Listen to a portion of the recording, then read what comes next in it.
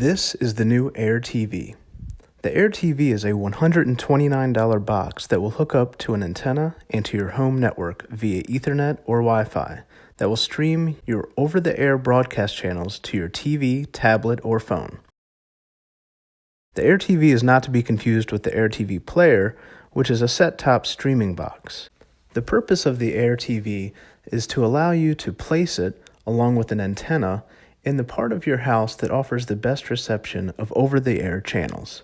Once it is set up and connected to your network, you can then download the AirTV app to your devices and begin streaming TV. If you are a subscriber to Sling TV, you can actually still use that app, as the AirTV is able to integrate into the Sling TV's existing channel guide. The AirTV features 2 tuners, Wi-Fi, Ethernet, and for some reason a USB 2.0 port. The dual tuners allow you to watch 2 streams simultaneously on devices connected to your home network. It is limited to only 1 stream outside of your home network. However, while there's an active outside stream, you can still access the second tuner with the device inside your home.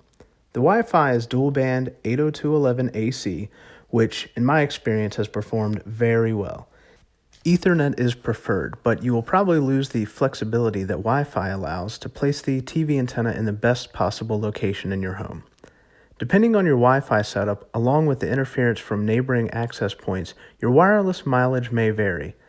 As for the USB port, maybe you could use that to power your antenna's amplifier and save a plug. I haven't tested it, but that could be handy. AirTV offers their standalone app for iOS, tvOS, Android TV, Amazon Fire TV, and Roku. Sling TV integration, however, is not available on tvOS or Roku as of the filming of this review. I have to imagine that integration will only be a matter of time. Okay, let's take a hands-on look at some of the apps available for use with AirTV. Let's begin with the Apple TV.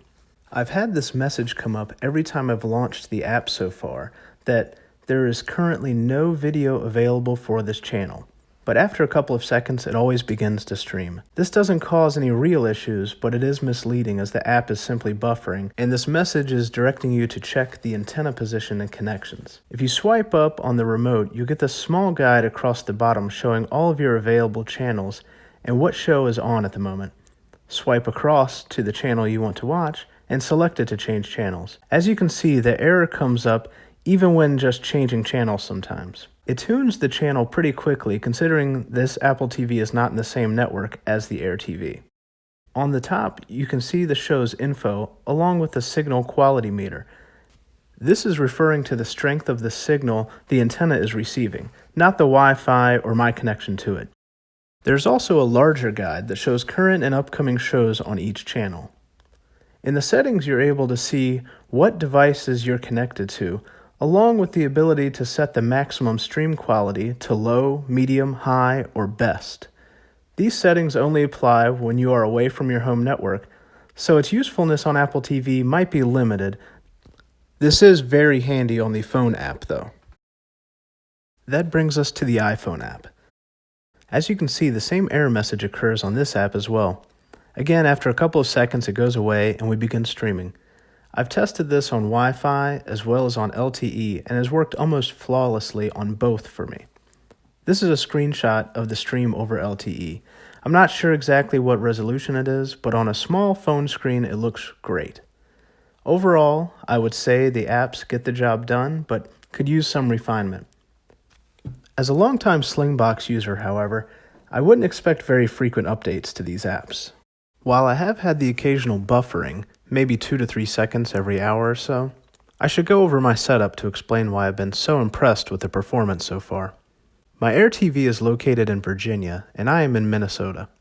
Not only that, but the AirTV is actually in a detached garage, which provided the best antenna signal, but the Wi-Fi has to travel a pretty good distance to reach the router. Even so, the stream has been mostly steady for both myself as well as my brother streaming it locally on his network. The setup allows me to watch my favorite teams play at half the price of a single season of Sunday Ticket. Let's compare the AirTV to some other devices that offer very similar feature sets. If you think the AirTV looks familiar, you're not crazy. The AirTV behaves like and even looks like a Slingbox. That's because Dish owns AirTV, Slingbox, as well as Sling TV. The Slingbox does offer the ability to stream inside and outside of your home, but due to its much higher price and poor app support, I'd recommend the AirTV for antenna users.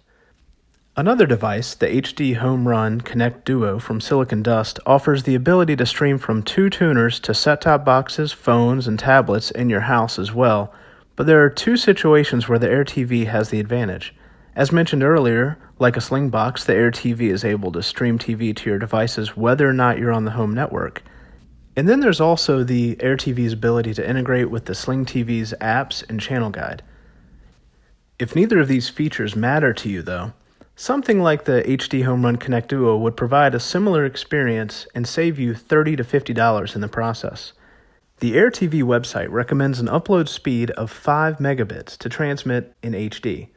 You may be surprised if you have cable internet to find out that this speed is actually sometimes more than or equal to the total upload speed available to you.